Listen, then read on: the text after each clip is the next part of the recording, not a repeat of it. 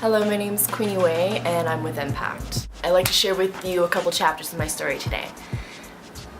I've been mentally, physically, and even sexually abused throughout my childhood, teen years, high school years. And one of the things I struggled with a lot was losing my identity. Being a new immigrant in this country, I spent a lot of time in trying to impress people, just trying to fit into Western culture so I wouldn't be discriminated, I wouldn't be judged, I wouldn't be bullied, made fun of. From my culture, the fact that we moved out of the country and immigrated to Canada, it was for more opportunities and hope. And I think a lot of people within my culture can identify with that. Wanting good grades, you go to school, you go to college, you get a good job. Failure is not accepted because you're holding on to both your parents' dreams and they gave up everything for you. So I think a lot of people can identify and relate to that. Late elementary, maybe about grade 5 or grade 6, I started discovering rap. It was on the radio, hip-hop culture was up and coming.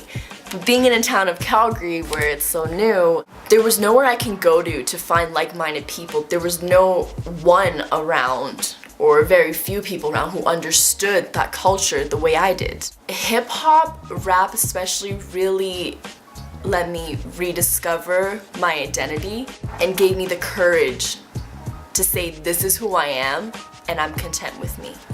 That's okay. I remember back in elementary, maybe junior high, I was getting bullied a lot. A lot of negativity around me, and everyone was saying how obsessed I was with Eminem. But what people didn't understand is that it's not the obsessive nature, I found a part, or I rediscovered a part of my identity through his music, through his art, his lyrics. I was trying so hard to impress everybody else, I forgot who I was. And it was so powerful to me because he was freely expressing himself. He had a lot of judgment. Everybody was down on him, looking at him like he was crazy, but he kept doing what he loved. He was him. And I found a little bit of that in myself. I realized I really wanted to be me. I didn't want to be someone else. I didn't want to pretend like I'm this person. I wanted to express myself. I wanted to let people know this is who I am. During my high school years, I was having a lot of issues with family drama, which led to some traumatic experiences, addiction, heavy addiction, violence. At that point, rap wasn't enough. There's this one incident that I remember happened, and I went out in my backyard and I was just crying and crying. I honestly don't think I've cried that hard in my life. I wanted to end my life right then and there. Funny thing, I discovered crump music a couple weeks back actually, and I've just been listening to that with my headphones in, standing in my backyard. There was no one around, it was night and it was dark. This is probably the most powerful 40 seconds of my life.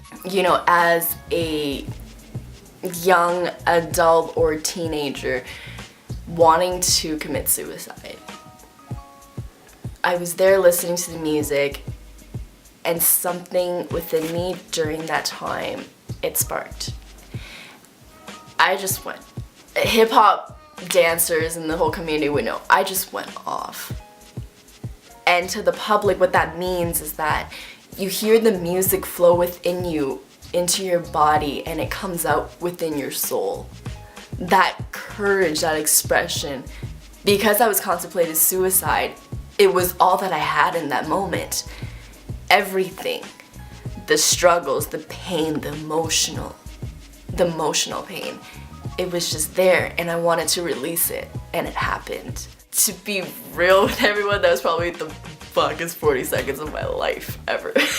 I didn't know what I was doing. It probably wasn't correct, but the courage it takes to express that, to get that out there.